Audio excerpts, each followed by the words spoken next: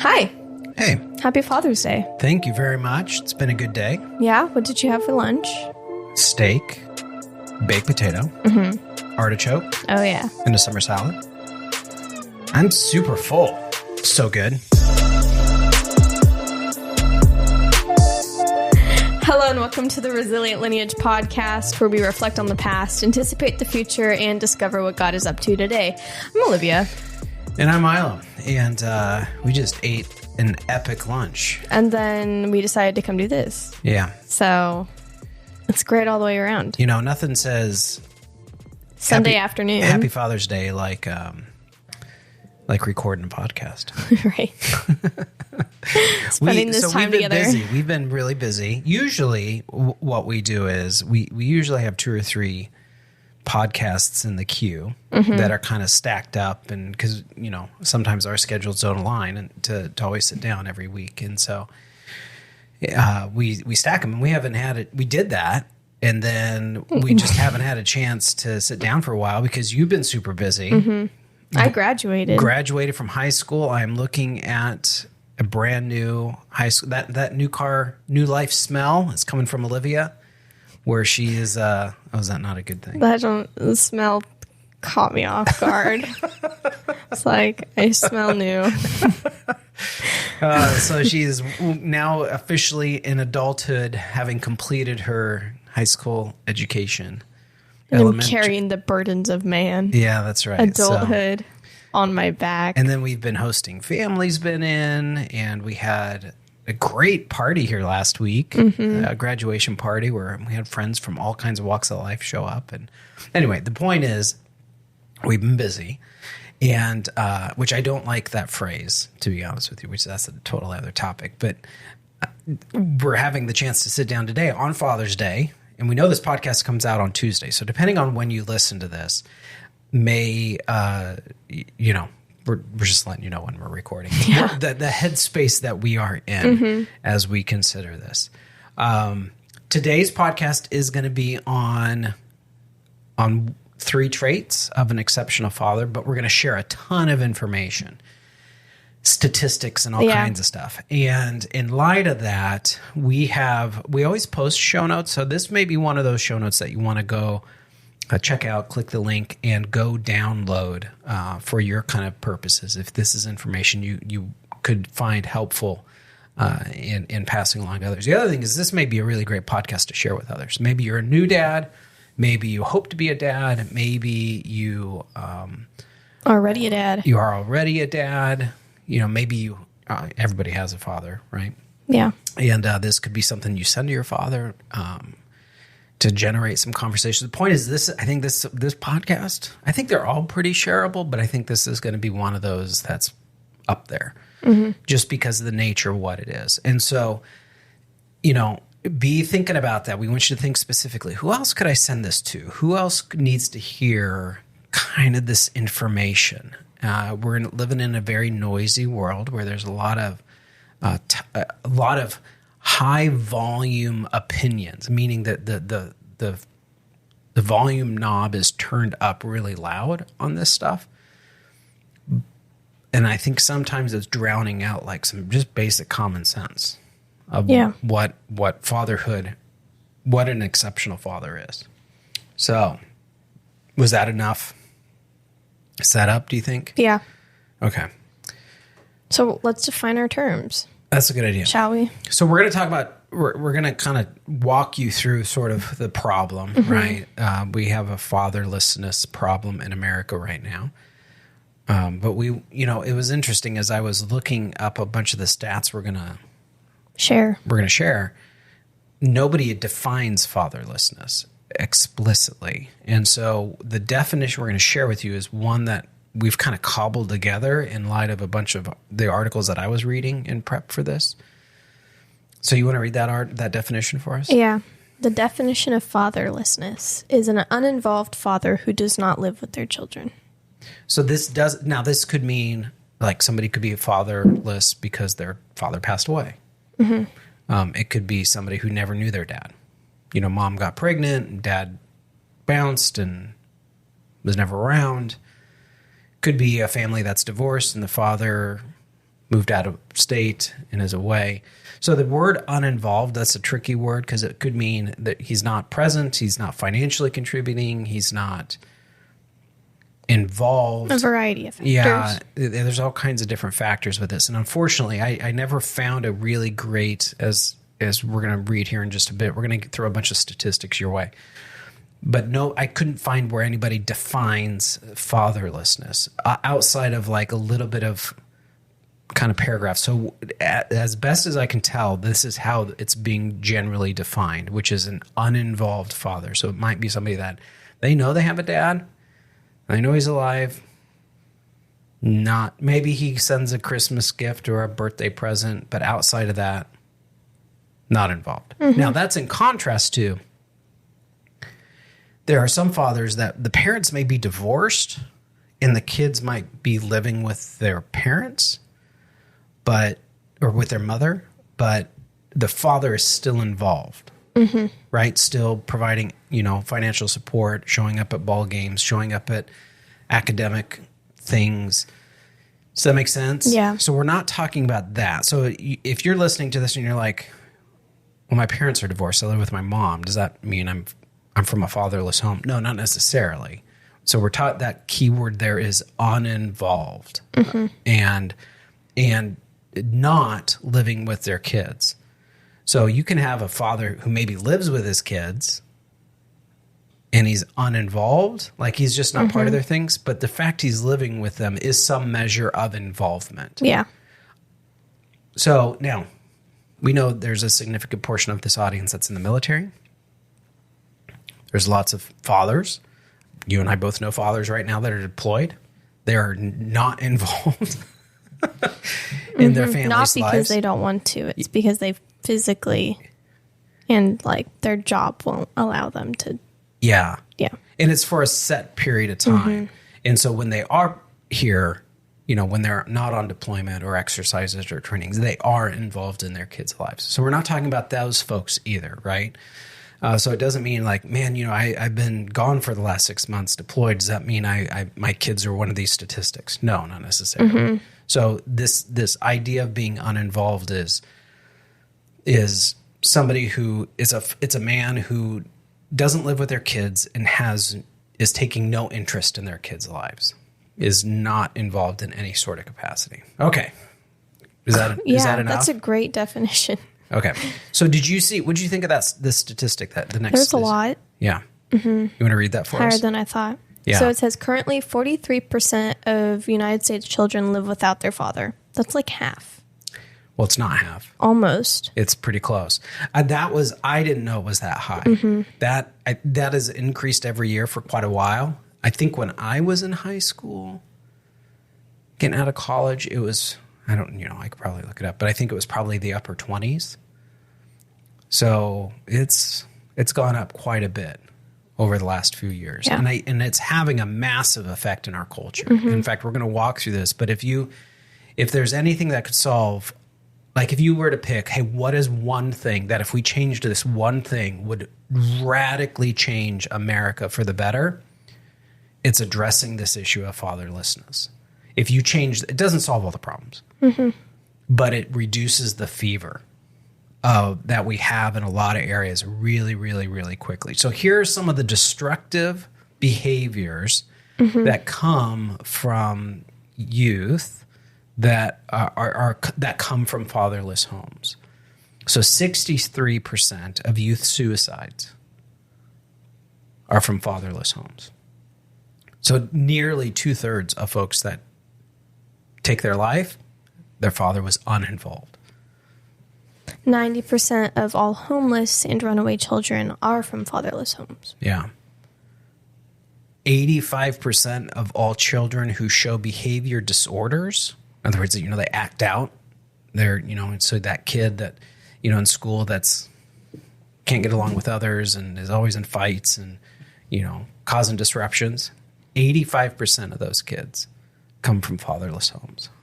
80% of rapists with anger problems come from fatherless homes. That's 14 times the average. Isn't that crazy? 71% of all high school dropouts come from fatherless homes, which is 9% the average. 9 times the average. Or 9 times the average, yeah.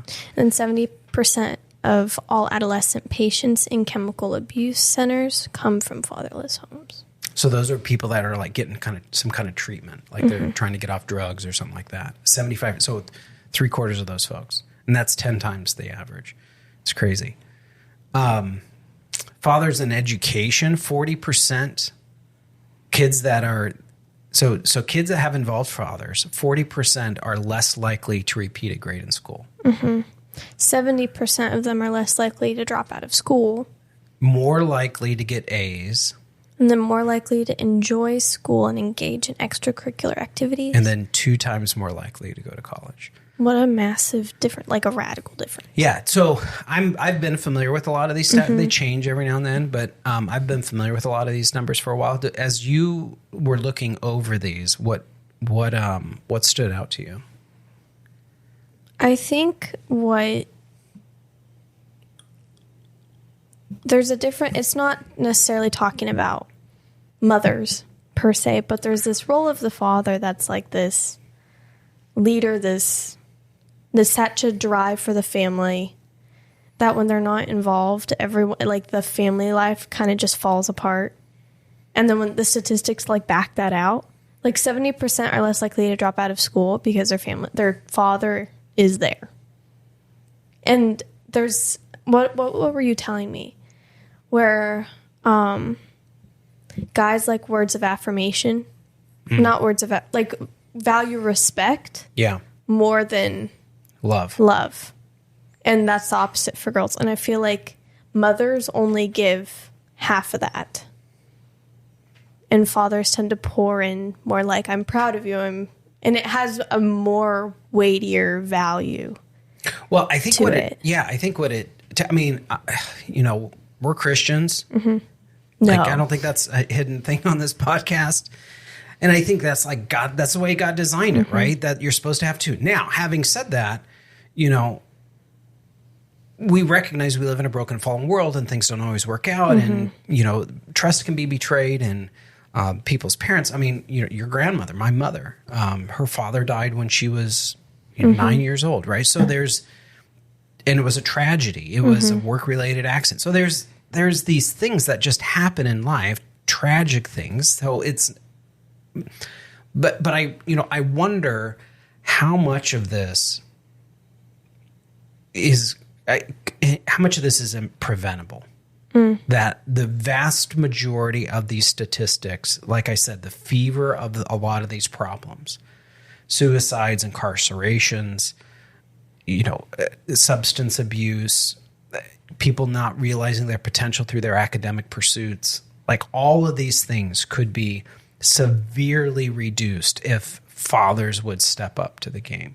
And here's the other piece, women letting fathers be fathers.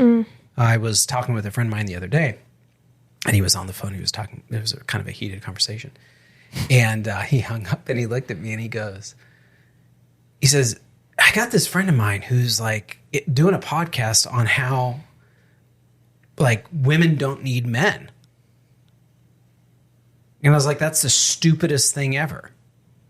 And I was like, who's going to hang, who's digging the ditch right now to run your sewer line? It's not a bunch of women. Who's hanging the power lines to bring electricity to your house? It's not a bunch of women. Who's out there pouring concrete right now so that you have smooth roads to drive on? It's not a bunch of women. Do you know what I mean? And I'm not saying women can't do those things, but women don't do those things. And that's not like an opinion. Like those fields, it's 95% men. It's hard. It's grueling. It's breakbacking work. You have to be relatively mentally and physically strong to endure that and go through that kind of stuff. A lot of people downplay those kind of professions, which is a complete misunderstanding of what those professions bring to the table. So my friend looks at, he's like, that's what I told her. I said, wait a minute. When you have to move or you bought a new couch, who do you call? You're not calling your girlfriends. It's true. You're calling all your guy friends to come move your heavy stuff around. So there's this, and people are like, geez, Milo, like, jeez, Milo, chill out, right? But that is a very popular thing right now. It's that, women don't need men and we can kind of do it on our own. And it's like, listen, men need women. Men need women. And women need men. Women need men. And so this is not a one is better than the other type thing at all. I'm not saying that. We bring different strengths to the table. We bring different weaknesses to the table, but those weaknesses and strengths complement one another so that you have the kind of this whole round of thing. And when we don't recognize that, the first people that experience the collateral damage of that is the children. So, I'm so fired up. It's a Sunday. I feel like I'm preaching. Why are you rolling your eyes at me? I'm not. That just kind of reminded me. I don't know how well this can fit in, but in today's sermon, it kind of said that the children growing up view their father as this idolized guy. Like, my dad's better than your dad, and my dad can take your dad out. And then in teenage years, they demonize him. Like, why do you do this? Where did these rules come from? Yeah, this is stupid. So stupid. You don't know me. You don't care for me. And then when they hit adulthood or early or young adults, they become a father. And then they realize. So yeah, they go from idolized, demonized to realized, which I thought was kind of a clever way of saying that. Yeah, it's a well, we got to stay on track, or else this is gonna be a way longer podcast than necessary. And like I said, the show notes are going to have all these stats, but the show notes are also going to have the sources for where we're pulling all this information from, so you can follow up and see where these statistics are coming from. I read another study that said of the 50, in a study of 56 school shootings, 82% of the school shootings were the kids were from unstable family environments or grew up without both biological parents together. The shooters? Yeah. Okay. So I think it's fascinating because that's not what we discuss. After a school shooting, everything focuses on gun control. It doesn't go like, whoa, whoa, whoa, what were the family dynamics? And what does that tell us about the importance of healthy family dynamics?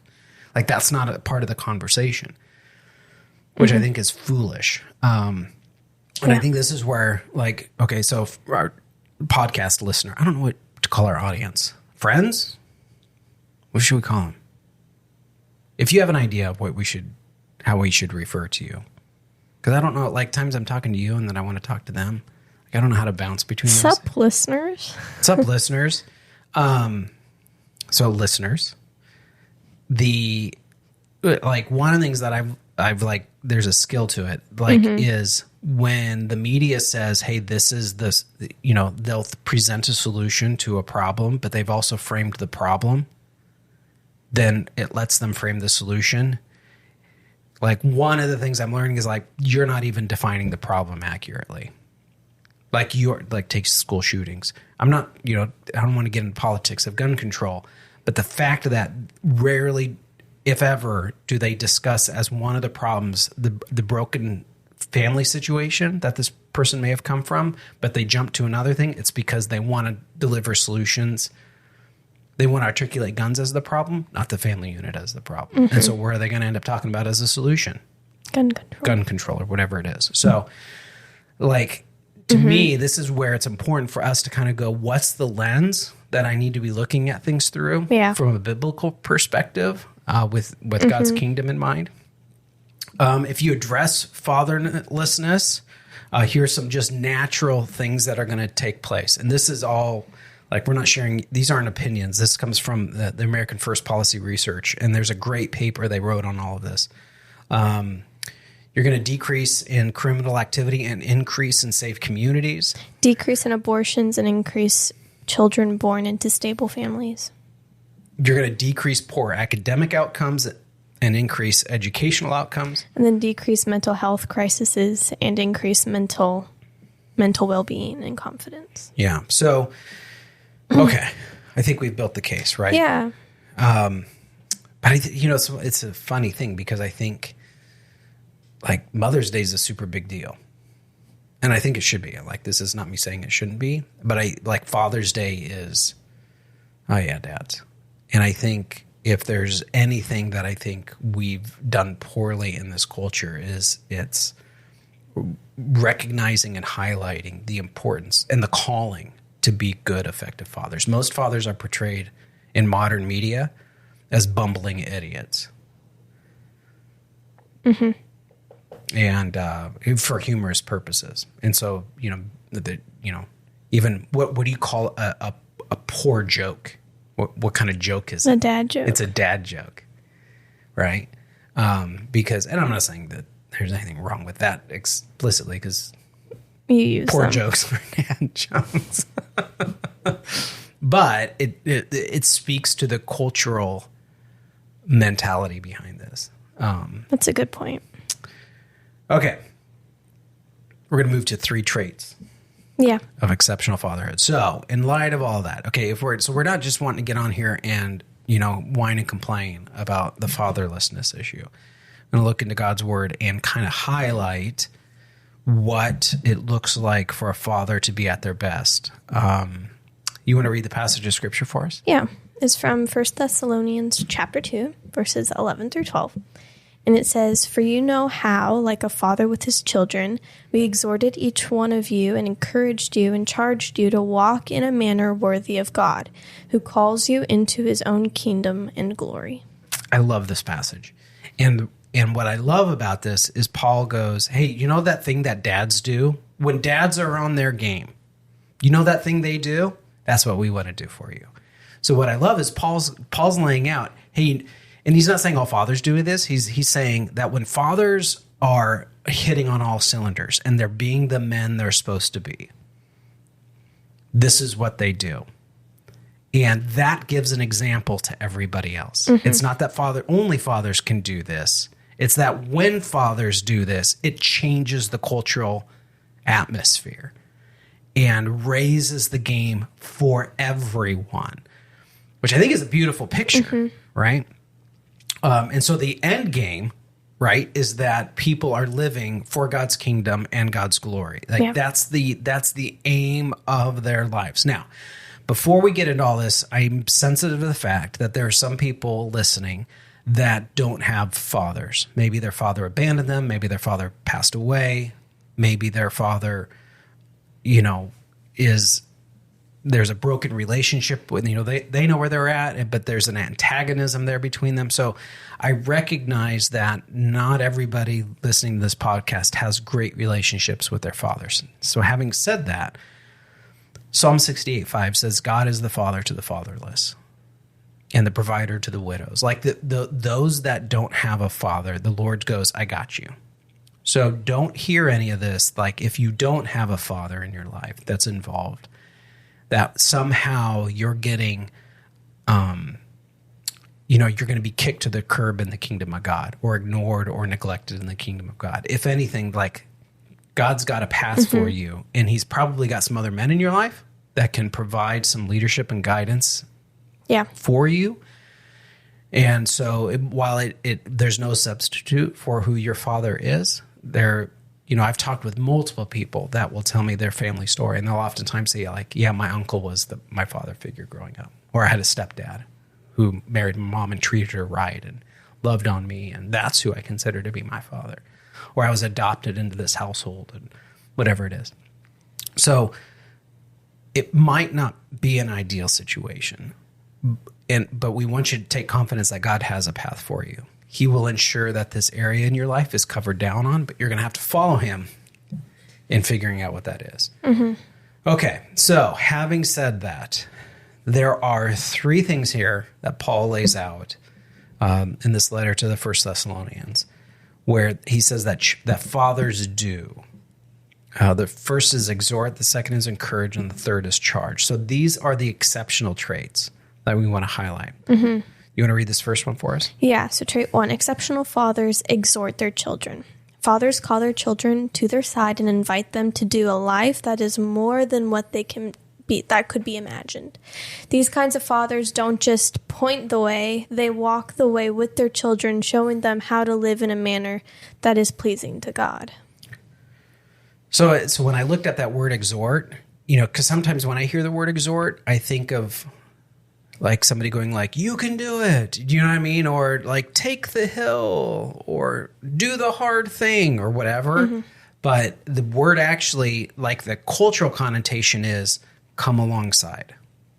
Like, come with me and I'm going to show you how this is done. Come with me, and as you're doing it, I got you. I'm not going to let you fail, but we're going to do this.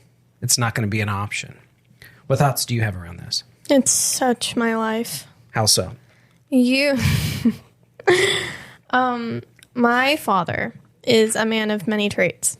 If he does not want to pay someone for something he can do himself. So with that, as kids, help with whatever project is going on. It's called free labor. Okay. That's when people are going to pause the podcast and go to a new one. Did he say child labor? Yes, I did. But when it's family, it's legal. So. Okay. And it's kind of like one of those things where us kids don't see the picture. Okay. But we will eventually. Like what's an example of that? How did you experience that? Let's this first, like when you read that or what you just said, it vividly pointed a picture of us in 2016 when my dad felt like the Lord was like, okay, we're going to go active duty. We're going to move to North Carolina. And Andrew and I had zero desire to do that. We were very anti. I think I would come to you and like, the Lord didn't tell me I have to leave. Maybe he told you, but I'm staying. And Dad's like, that's not how that works. You are 8. Like packing my bags. I'm going to go live with the grandparents. We had a very, like, the American life, I'd say. Sure. Like, my dad had a career he was one of the pastors at our church, and my mom was a receptionist at this very successful business, and my grandparents were 10 minutes down the road, and my cousins were 15, and we all went to the same church. We were in a great school. And we got a new house in this fairly new... Nice neighborhood. Yeah. So it was lovely. And we got along with everyone that was in our bubble of Wilsonville, Oregon. And it's kind of like one of those things where I know you had obstacles with moving. I know you had people telling you, yes, this is the path you should go. And I know you had people that were super close to you that were like, that's the biggest mistake of your life. And, you know, us kids are like, yeah, this is a pretty big mistake. But like, I didn't see the value in that at all. Cause then I'm like, what does that mean? Like my dad knows everything, but now he's stepping into something that's uncertain. It's like, is this going to work out at all? We've never really done this as a family effort that we can remember. I mean, the last time we had moved across the states was when Andrew and I were super tiny. So I just remember, like, you would be like, it's going to be okay. Like, you're going to be homeschooled.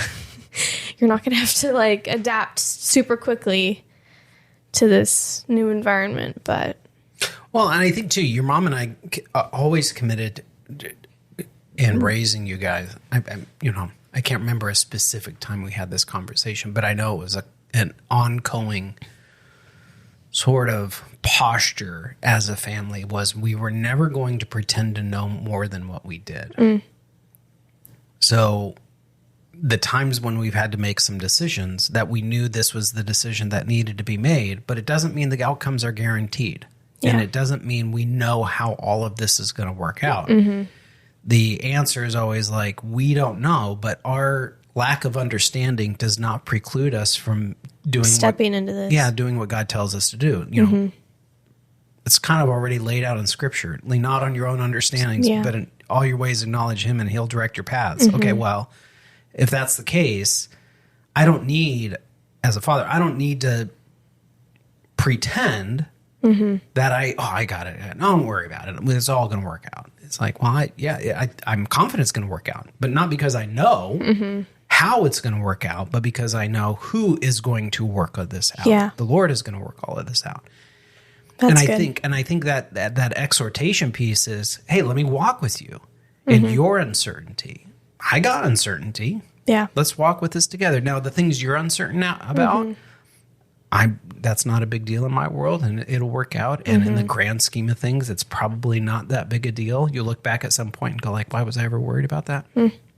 But when you are walking through the biggest change of your life, you are walking through the biggest change of your life. It might not be the biggest change you will ever walk through, but in the moment, it's the biggest change. It's the biggest change. And so having fathers that don't dismiss that, don't ignore that, don't belittle it, but exhort.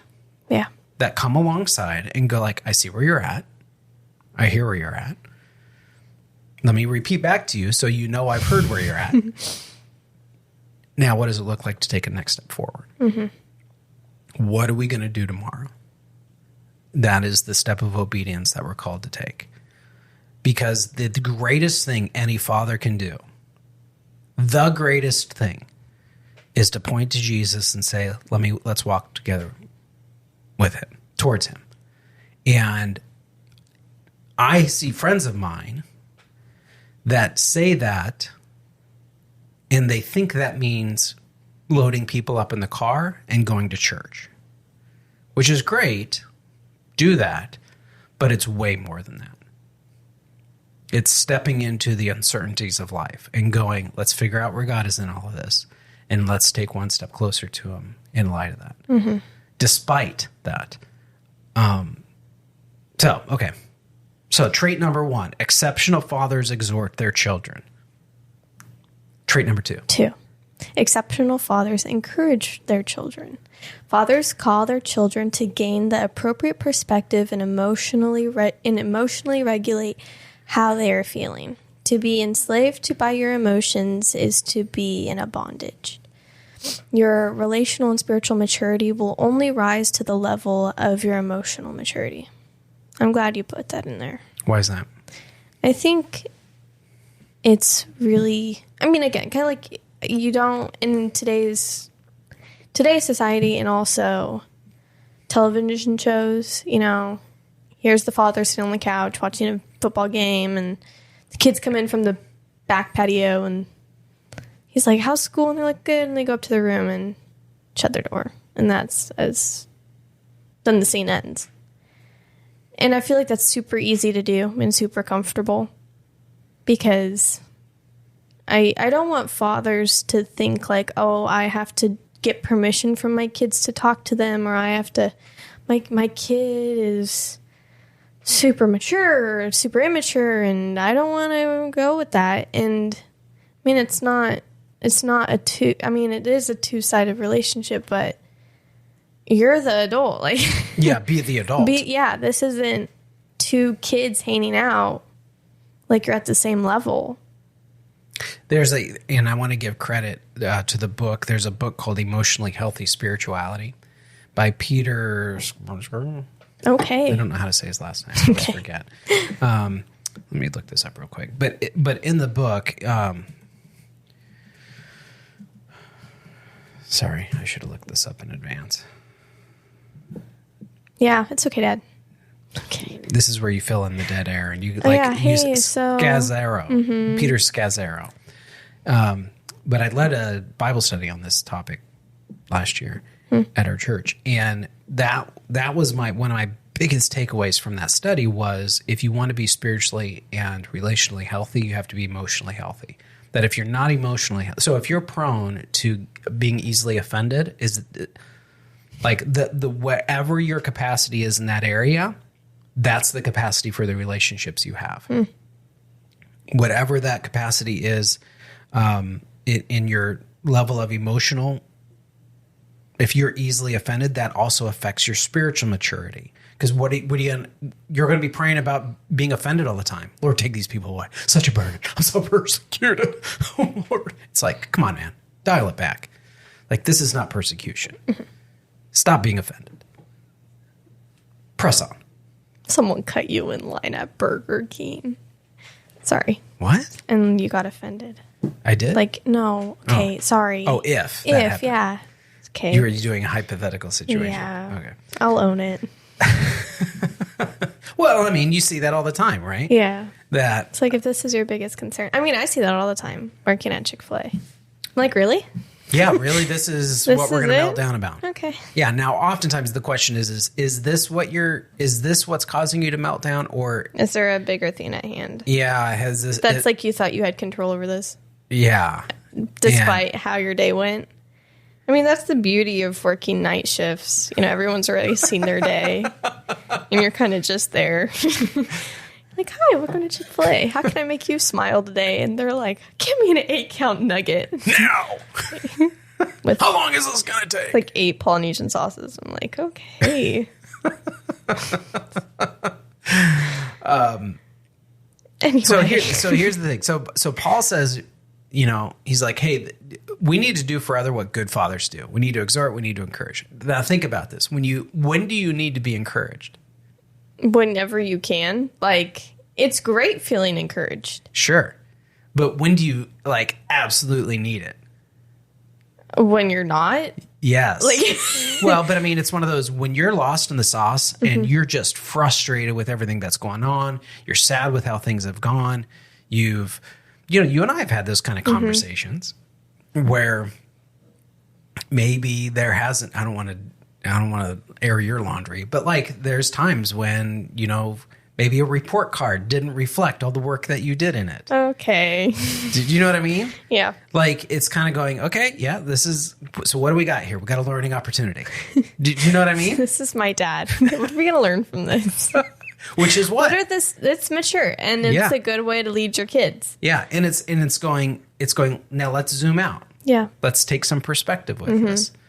You know, there's years ago, your mom and I heard this great parenting tip, and it's deeply shaped how we've parented you kids, which was that you need to treat your child one age older or one grade older than what they actually are. And so if you've got a 5th grader, you should be giving them 6th grader responsibilities. That's good. And what comes with that is 6th grader privileges. So that when they get into being in 6th grade, they already know how to be a 6th grader. So they don't discover what it means to be a 6th grader. They've already been given some of the privileges and responsibilities that come with being a 6th grader. The thing is if you're doing that within their 5th grade, are they going to screw up? Sure. Yeah, they're going to mess up. They're going to make mistakes. They're going to come short. But you've essentially kind of created a shallow fall. So that if you do fall, got it. Yep, I hope that scared you a little bit, right? Because I want you, a little bit of fear is not a bad thing for creating a sense of awareness, not anxiety. I'm not talking about anxiety, but I'm just talking about that good sense of situational awareness, self-awareness. What do we learn through this? How do we get back up there? Okay, you got this. Do you got this? You got this. You can do it. Now, you're going to do it. This is not, well, come here. It's okay. Don't worry about it. You don't have to do that. Not a big deal. I understand. We'll do that later. It's like, no. We're going to get back up there. Do you know what I mean? And at minimum, we're at least going to finish the road you're on. Yeah. Now that once we finish that road, maybe we step back and evaluate. Yeah. Okay. Is this the road you need to stay on, or do we need to do something else? But let's at least finish this road. Finish what you committed yourself to. I want to encourage that. Yeah. I don't want to encourage shallow thinking. I don't want to encourage emotional instability. Do you know what I mean? Yes. Yes. I'm not going to encourage temper tantrums. I mean, it's like, I feel like this is so not complicated, but it's astonishing how uncommon it is. Did you see that? Yeah. Or am I just like... No, I mean, I babysit. That's true. And I mean, I've been, I think when I lived in Spain, I babysat over 25 families. And there are some great families? There are some great families that I'm like, oh, that's smart. Like, I'm going to do that with my kids or not. Yeah. There are some things that I'm like, okay, so maybe not that tactic. But, you know. No, but I agree. Like, honor what needs to be honored. Encourage what needs to be encouraged. Yeah, and I think, and this is where, I think encouragement is about helping people get appropriate perspective. That's good. You know, it's not about making you feel good. Like, if it does make you feel good, great. But I'm not in control of your feelings. Mm-hmm. But what I am in control of is what I can encourage you with. I can go like paint a picture that's broader, that's deeper, that's more significant than the problem you're facing right now. And going like, hey, you've got the gifts, you got the skills, you got the talents, you got the relationships to overcome what's in front of you. You got this. But you're going to have to zoom out a little bit, or at least at minimum trust the voice of your father to kind of go, okay, how can we overcome this? And here's the thing, and this is one of the things that I would encourage folks to think through. It's like, well, I don't know about that. Okay, well, let me ask you this. How does God encourage you? God doesn't come alongside you. Your heavenly Father doesn't come alongside you and go like, oh, don't worry about it. You don't have to do that. It's okay if you sin a little. It's all right. People just won't understand. Like, that's not what God does. He goes, no, I got a best for you. I've got an incredible life for you. I've got a passion I want to put in your soul. I have a spirit I want to give you to empower you. That's going to give you wisdom. It's going to give you strength to know how to live this life I'm calling you to. That's what I want to encourage you, not to be content with where you're at. I want to encourage you to take the steps of faith that are necessary to become the person you were destined to be. Yeah. All right. Is that encouraging? Yeah, it actually was. And while you were saying that, like, encouragement is not a reward. Ooh, that's a good point. It's more of like a privilege. It's not, I feel mothers. Okay. We love mothers. I feel like if your child falls, right? Scuffs up their knee. Okay. Kids want to just cry and make this whole big thing out of it. And the mothers are just like, it's going to be okay. It's fine. Do you want anything? Do you want a popsicle? Do you want ice cream? Do you want French fries? Want to watch a movie? You can stay up later. And they're trying to foster this imagery. Safe and comforting environment. Yeah, that's like the reward then. It's like, okay, so when I'll keep falling, so I keep doing that. You, on the other hand. Fathers tend to, you see your kid fall, and then they laugh, and then they come get you, and they're like, okay, just walk it off. Walk it off. And guess what you get the reward of? You've learned to walk. Okay, good job. You're not carried by your mom. You're not carried by your mom. Like, we were at, man, this is so judgmental. I shouldn't think. Okay, yeah, I'm going to say some of the stuff that goes through my head. And if people want to call me out on it, I'm totally good with that. Like, I maybe I need fixed in these areas. And I'm totally open. But we were at Busch Gardens the other day as a family. And, like, I saw this stroller, and this, and this mom was like very like, oh, she I think it was the grandmother, like, was pulling the stroller in a way so that grandmother was walking backwards, but she was walking into people, and I was one of the people she walked into. She's like, I'm sorry, I don't want the sun to get in the baby's face. And I was like, okay, I can think of way worse things happening to a baby, but whatever. And then she's like, she flipped the stroller around, and the baby was like a 4-year-old kid sitting in the stroller. And I'm thinking, this is as we're walking into Busch Gardens. This is not at the end of the day where the kid's zonked out, and he's like, he's spent all of his energy to the day, and it's either carry him or throw him in the stroller. Like, that's not the situation. Like, this is first thing in the morning. I guarantee this kid has more energy than 20 people combined around here, and you're pushing him around in a freaking stroller, and you're worried about the sun being in his face. Are you kidding me? Like, make the kid push the stroller. If we're gonna pack this stroller, you're gonna help push it. Do you know what I mean? Yeah. Guess what? I didn't see around. What? A father. Mm. So anyway, okay. Third trait. Okay, hold on. Let me put the soapbox away. Let me tuck it in over there. I'm gonna do this quick apology. It's apology video. I'm not apologizing for any of that. Like, I think that's all legit. So the Lord brought that. Am to I my wrong? Head. I don't know if the Lord brought it, but I think it's pretty legit. You're not wrong. Okay. All right. No. So trait number 1 is exceptional fathers exhort their children. Trait number 2 is exceptional fathers encourage their children. Trait number 3.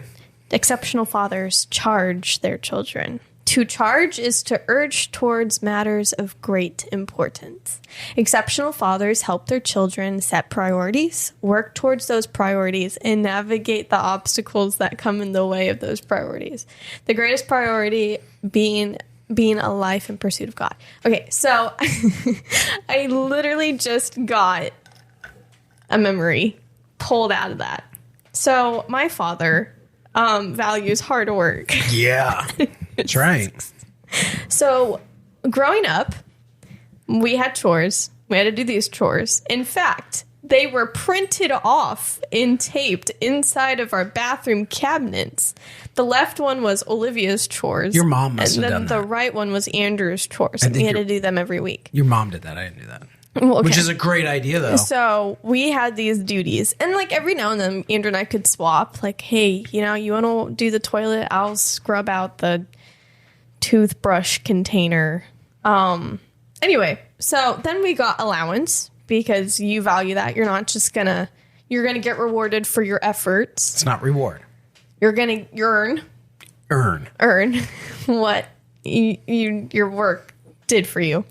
And then we had a piggy bank, and we had 3 jars. We had, they were like old canning jars that I kept on my shelf. One was for giving, and then one was for saving, and then one was like fun money or something.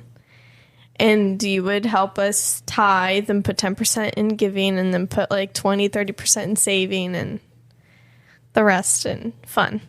And so with that, then he would take us to Target or to Walmart or wherever. And he would be like, okay, so what do you guys really want? So then Andrew would go straight for the Legos. I would go for the Barbie aisle. Well, your brother would go for the Ben 10. He was big into Ben 10 at the time. That's right. And we'd kind of like pick out, you know, Andrew and I get our hopes up. Like, oh, Dad just asked. Okay, I have been dreaming of this moment. And then he takes a photo of it. And then he's like, okay, we're going to go home now. And leaving Target empty-handed is like so sad because Dad's like, okay, we're going to go on this. We're going to go run an errand. So he has these photos. So then he goes to the printer, prints off the photos, and then he will hang them in our room. And then we would work with our allowance to buy that thing. Dad would always write the price of whatever doll I wanted or whatever figure Andrew wanted under it. And then how many chores we had to do to get that, or how long of a period. And the piece of that story is, but then I would buy the thing. You would. And I would have that in our closet so that, you know, if you want something, stuff doesn't always stay on the shelves. That way you could save your money for it. And the idea is you're saving your money towards something that is available. Mm-hmm. And, you know, here it is, and I'm going to be able to give it to you. Because I know there's time when I was growing up, I'd save my money. I was big into G.I. Joes. Actually, I still am. There's a whole Eve right next to us. 3 3/4 inch G.I. Joe. So if anybody has any they're getting rid of, I have an address you can mail them to. Or I can drive by. 3313. Yeah, I can come over and pick them up. But when I was a kid, G.I. Joes were the big deal. And so I'd save my money I'd see a G.I. Joe at the store. I didn't have the money to buy it. And so I'd save my money to buy it. But when I went back to the store, it was gone. And so that was like always like, and then the value of saving all of a sudden, it feels diminished, because it's like, well, then if I can't get what I was saving for. So anyway, I wanted you guys to be able to much more quickly connect the dots between what I saved for and what I wanted. So I would always keep that toy, whatever it was, in our So then we'd pay you, and then you would give us our toy, and then we'd go to Target again, take another photo. Yeah. And then print it off. We still have all those sheets. No way. Yeah, I found them. You should just print them off one day and just put it in your nice room. And we just start saving again. Yeah, but with that, like, you helped us set priorities, work towards those priorities, and then navigate the obstacles. Like, you bought the toy. You're like, okay, I don't want my kids to be crushed. Yeah. After we've done this whole process, and then them not get what they thought they were going to get. Yeah. So. And I think that's this idea of charge, it's like, what does an army captain say to his men if they've got to advance towards the enemy? Charge, right? It's this idea of this right here. this is what's of great importance. Yeah. This enemy that we have to take out, or this opportunity we have to figure out how to embrace. And so all of the things you've been learning, all of the things that you've been pulling into your, brain for best practices and skills and all of that stuff, like it's time to execute. Now we're going to do this. And I think it's now, for those of you that are dads out there, I would ask the question, are you doing that when it comes to your kids' walk with God? And in all of these, but particularly with this one, this is one of those areas that if you aren't doing that, you can't expect them to do it. So if you are not charging toward prioritizing God in your life, you are going to find that you're always going to be copping out when you call your kids to do it, or if you call your kids to do it, they're going to see the hypocrisy. They're going to see the lack of authenticity. And I think I was talking with Mr. Higgins at church a couple weeks ago, and we were talking about like how we raised our kids and the types of homes we were raised in, and we were just talking about that. And one of the things that came, I mentioned to him is like one of the greatest gifts my parents gave me was an authentic faith. That who they were at church is who they were at home. It's who they were with their neighbors. My dad owned his own construction company, so I had the chance to see him at work. So who he was at work was exactly the same. I saw him the same person. When we were out with friends, he was the same person. Like I saw him the same guy in all of these places. I saw my mom be the same person she was in all of these places. And it's not to say that, there's not a casualness you don't have with your friends that you wouldn't have with a more formal setting. Like obviously there's social nuances to those things, but the character of the individual, the posture of that person towards life, towards their priorities, it never shifted, regardless of the environment. And I would say if there's something that our kids need to desperately see, is they need to see parents being authentically pursuing Christ regardless of the environment. And I know everybody's capable of this, but I'm not sure everybody does it, because I think there's some folks that they'll talk a really good game, but their life priorities they're not in alignment with it. And it's kind of it's like somebody they're for a sports team so long as that sports team is in the playoffs and about to go to the Super Bowl or go to the NBA championships or whatever it is, but otherwise they're really not that interested. And I see people do that with faith. They're into faith when it's convenient or when there's other people, they're around other people of faith, but it's not ingrained into how they're doing life. And I think, in exceptional fathers, they can charge their kids to set these priorities, to pursue Christ with everything in their lives, because they're doing it. They're not asking them to do something they aren't already doing. And it's not to say you have to have it all figured out. Like you talked about us going into the military. I didn't have it all figured out. I knew what was next. I knew the next step, but that's all I knew. And so guess what we're going to do? We're going to take it. We're going to take the next step. And we're going to take it with confidence that God is leading us. And then we'll take the next step after that. All right. Any other thoughts? No.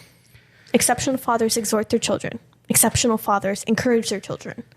And exceptional fathers charge their children. Do you like that? I do. Oh, it's a good Father's Day. It was a good Father's Day. Happy Father's Day, by the way. Thank you. I don't actually think I told you. No, this is the first time. I'm glad we're recording it. I'll replay it for the years you forget. All right. You can share, follow, rate, review this podcast. All of the above. Do them all. All of the above. Our listenership shot up. Really? Yes. I checked the numbers this last week. In fact, we're going to be pushing out that information in our newsletter. In fact, by the time this podcast comes out, the newsletter should have come out. And so if you're not signed up for the newsletter, you're not going to see that information. So you can do that. You can sign up for our newsletter by visiting thisresilientsoul.com. By visiting that, you're going to see all of our podcasts. You can see the show notes and all that kind of stuff. Yeah. But you're also going to see a place to sign up for our newsletter. help us get traction. Rate and review these podcasts. We got a 5.0 rating both in Spotify and Apple Podcasts right now. Praise the Lord. Pretty rad. So thank you to those of you that have been doing that. If you want to follow me, you can do that on Instagram and x.com. Just look at Milo Curtis. If you want to follow Olivia, how can they find you? I'm Olivia Grace _28. Or Facebook. On Instagram. Olivia Curtis. Yeah. So if you want to email us directly, somebody emailed us the other day. They said, hey, you mentioned this topic. I'm looking forward to hearing on it. Margaret, you've been heard. That's coming up next. We want you to know. You can email us if you have ideas or questions. hello@thisresilientsoul.com. We're always looking for ways to deepen the quality and expand the impact of this podcast. So if you have some ideas on how we can do that, we welcome your input. Thanks for listening.